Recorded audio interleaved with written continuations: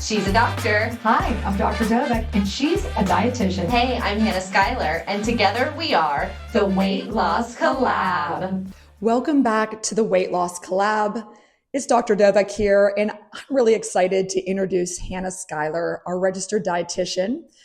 In this episode, this is her speech from the Body by Mindset retreat, where she talks about something that, admittedly, I haven't given much thought to.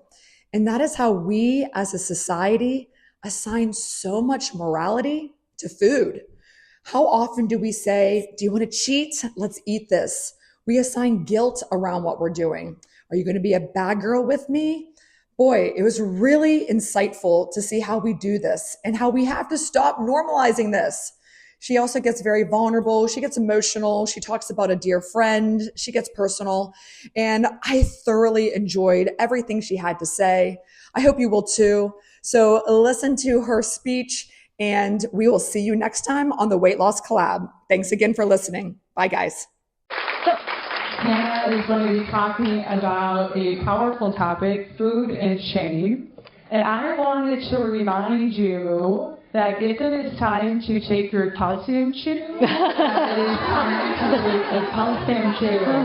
So I wanted to give that reminder. And so I just thought, let's welcome Hannah with a warm round of applause. Thank you, Laura. Thank you always for that reminder. Or if it's your multivitamin, whatever you need to do. All right. Well, thank you all so much. I'm really excited to be speaking about this today. This is something that I think we don't really focus on when it comes to food. My job is all about talking about nutrition, right? And we get caught up in the macros and the micros and all of those things. But it's so much more than that, right? So we're going to dive into it a little bit. So I'm not going to talk to you about macros and micros. Sorry if you wanted to hear that today. If you feel comfortable, I want you to raise your hand. I'm going to ask a couple questions and raise your hand if you felt these things. So raise your hand if you've ever felt guilty while you're eating. I have, for sure. Yeah. Raise your hand if you've ever eaten in secret. Yeah, most people have. Raise your hand if you've ever hidden a food wrapper in the trash can so that no one else saw what you were eating. Yeah, I've done it. I know I have. Why do we do these things? Why do we have that emotion, or what is that emotion? You can probably guess what it is based on the theme of today. It's shame. And oftentimes when we think about that shame relationship to food, it actually presents in maybe a different way of guilt. And I think that we hear that all the time. And why do we feel that about ourselves? Why do we feel guilt when it comes to food? Maybe because we're bombarded with that message. A moment on the lips, forever on the hips. Nothing tastes as good as skinny feels. We all remember that one. Guilty pleasure. Guilt-free. Maybe you've tried a guilt-free recipe. Indulgence. All of these terms that are meant to evoke emotion. They're meant to help you to buy more food, basically. But they make us feel a certain way about ourselves, and that's often shame and guilt. We're constantly being told that not that these foods are bad or good, but that we ourselves are bad or good because we eat those foods. And that's not true. Neither of those things is true. Food has no morality. It is not good or bad. Food is not holy or evil. And eating a type of food does not make you good or bad. It does not make you holy or evil.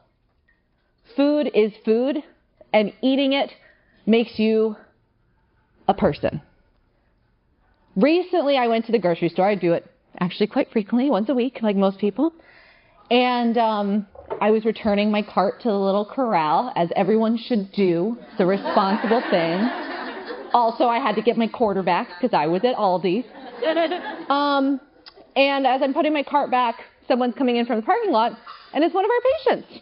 And she's like, Hannah, I thought that was you. And we started chatting, and she's telling me all about her success and all the great things and everything. And it's just a nice little conversation. But what do I realize?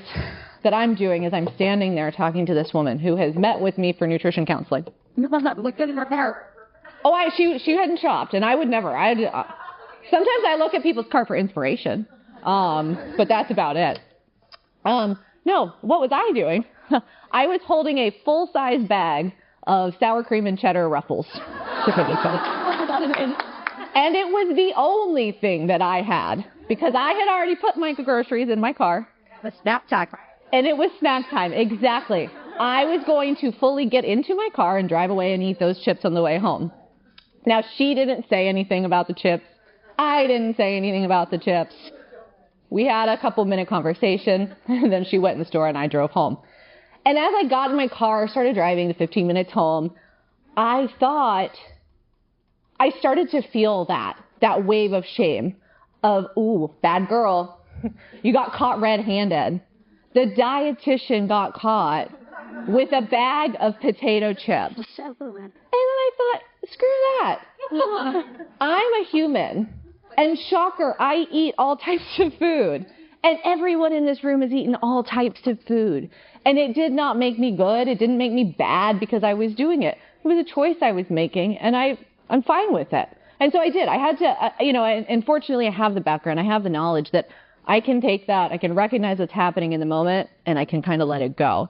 But it still came up. It still bubbled up. I'm sure she noticed. I'm sure she was clocking it. But that's okay. And it didn't make me bad. It didn't make me good. It made me a person. It made me human. And so I want you to think if you were, the last time maybe you were out with your girlfriends. I know we have a couple guys in here, but be real, mostly women in here. You had a little girls' lunch.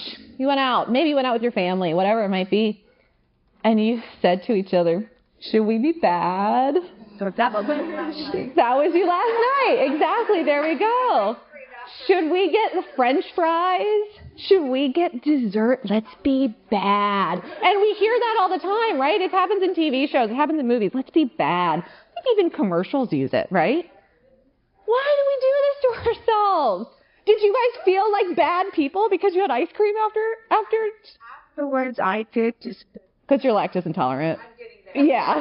So, but you weren't a bad person. It did not affect you, your morals. It was good. I love it. Who doesn't love ice cream? And you shared. But even if you didn't, that's okay. Like, you don't have to qualify it either to yourself. You can eat. It's allowed. You're allowed to eat a whole serving of ice cream. I've done it before. And so, but more of what your night was and what your last ladies' lunch was or your family dinner was you enjoying time with those people. It was you sitting down, having good conversation, laughing, having fun, and enjoying your food. You probably enjoyed the ice cream. You enjoyed the French fries. So why would it make you be a bad person, or why do you feel maybe shame thinking back to those moments? You know, food is fuel, and that's something that we do acknowledge. Food fuels our lives, gives us energy, does all the things for us. And that is true, but it's so much more. You know, it's so much more. It's a part of our daily life, and it's part of connection. And in this, I'm not dismissing nutrition. My career is built on nutrition and nutrition science and nutritional values of different food and the role that different foods play in our body. But releasing the shame and the guilt of how we feel when we're eating does not negate science. It doesn't mean that that can't also be true. So with weight loss specifically, obviously, that's what we've all gone through here. We still need to do things like focus on our protein. We're still going to remind you, especially when you're early, to stick to that low-carb diet. We're still going to tell you to, not eat a diet rich in starches, high in ultra-processed foods, or other nutrients like sodium or trans or saturated fats. Trans fats aren't a problem anymore. Don't worry about those. But saturated fats. Because you know what? You're going to have those foods sometimes, and that's okay.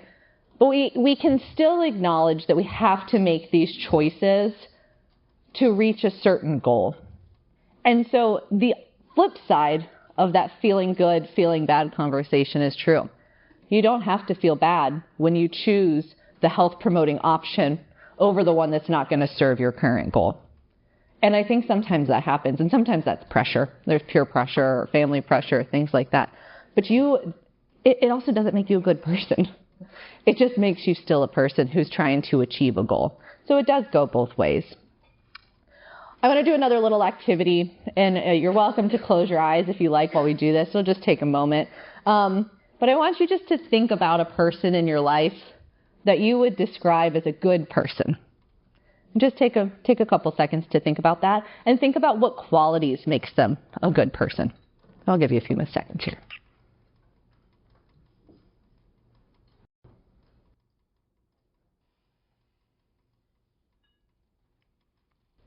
All right, does anyone want to share some of the qualities that they thought about? Just shout them out of what you would think of as a good person in your life. Kind, yeah. Caring. Understanding. Huh? Dependable. Pardon me? Helpful. Supportive. Supportive, empathetic. Generous, compassionate. Consistent. These are all great things, right? Did anybody think about what they ate last time they went out to dinner with that person? Did you think about if they ordered the French fries? Did that play a role in that concept of if that was a good person? No, nobody did. And you wouldn't, but we do it about ourselves. We 100% do it about ourselves. I'm guessing a lot of you thought about your mom. Did anybody think about their mom as a good person? Yeah, I got a couple hands here. Most moms are pretty good people. As a mom, I think I can say it. But the person that I actually thought about when I think about a good person in my life is my best friend, Gracie. Oops, sorry, guys. I do have emotions, Laura. I told Laura yesterday I don't have emotions. I've known Gracie for over a decade. We met in our dietetic internship in New Orleans. And I actually have a pretty good knowledge of what she eats day in and day out. You knew about your best friend, right? But also, not only that, she is a registered dietitian. She's also a breast cancer survivor. So nutrition has played a big role in her life, especially in the last few years, both professionally and for her own health, personal reasons. But that doesn't matter when I think about Gracie being a good person. The words that come to mind with her are generous to me. Over the past decade, she has been one of the most generous people in my life. She was my maid of honor. She supported me while she was having breast cancer treatment through my pregnancy. We went to Beyonce together. And I was pregnant, and she was getting ready to start chemo. And I was like, we're a perfect match right now. Because we went to Beyonce, and then we went to bed. But she is just such a generous person with her time, with her energy, with her resources. And she also has a really deep love of her friends and her family. She's a very close family. And you see that in her every day and all day, every day. And her friends are all very lucky to have her. But that's what I think of when I think of Gracie. Now, there is one food thing that I think of that makes Gracie like one of my good people. And it's that she is literally my favorite person to go out to dinner with. And my husband knows that he plays a very distant second fiddle to Gracie when it comes to wanting to go out to dinner. And again, it's not because of the choices that she makes that they're health promoting, that they have a lot of protein and vegetables and all that good stuff. See, Sarah, I just said it, good stuff. I can't even get away from it. It's because we always share our food. We order 2 entrees and we share them both. And the best part really is that we always want the same 2 exact entrees, so it works out beautifully. But I think to those moments of not what we're eating and all of that, but it's just the connection that we have and the joy that we share when we do share those meals. And so I think what we can do is we can take, these thoughts of what does a good person mean, and we can apply that to ourselves, and we can allow ourselves to remove that guilt and that shame. And that allows us to savor these moments. It allows us to enjoy our time. It allows us to enjoy our friends and our families and our loved ones and really gain more pleasure out of food. It can take us out of that food diet cycle and that shame spiral that we sometimes do feel. Tissue. Don't we get it? Yeah, we had to get these were last minute purses, guys. But it really allows us to get out of our own head and reflect on ourselves and recognize that yes, food can be health promoting. Food can be detrimental from a health perspective. There's no denying that. But the act of eating food, the act of making a choice of what you eat, does not make you good or bad. It does not make you holy or evil. It just makes you a person.